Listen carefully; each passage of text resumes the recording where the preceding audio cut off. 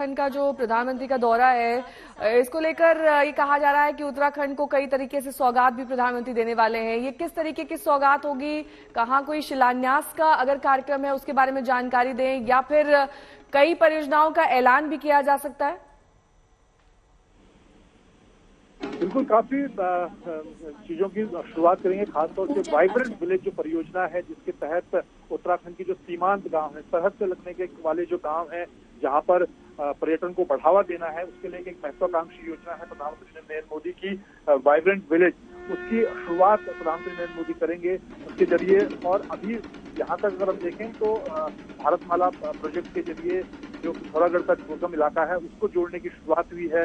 यहाँ तक जो सड़क पहुंची है वो प्रधानमंत्री उसको समर्पित करेंगे। और उसके साथ ही जो इस स्थान की मान्यता की बात करें तो ये पंच कैलाश पर्वत चोटियों में से एक है।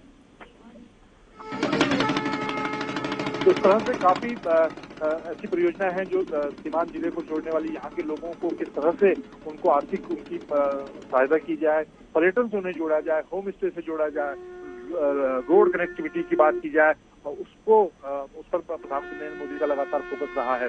और खास तौर से उत्तराखंड से उनका जो लगाव है, जो प्रेम है प्रधानमंत्री नरेंद्र मोदी का, उनकी से छुपा नहीं है।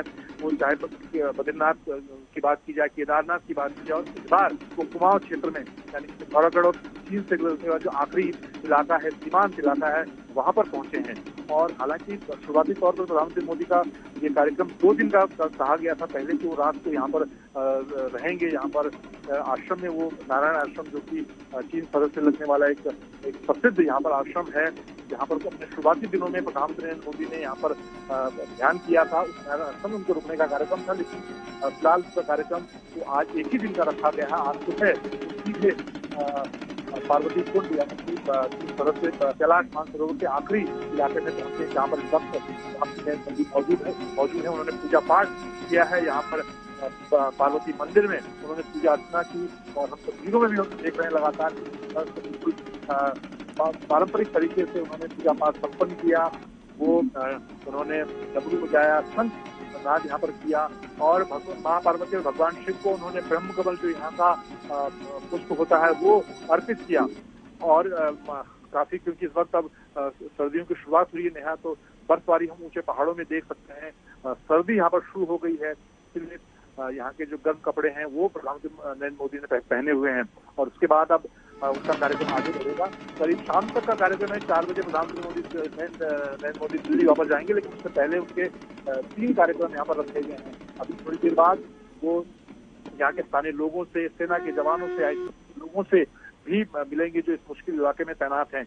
और उसके बाद पिथौरागढ़ में जनसभा के माध्यम से वो यहाँ के खासतौर से उत्तराखंड को क्या सौगात देंगे वो भी हम देखेंगे।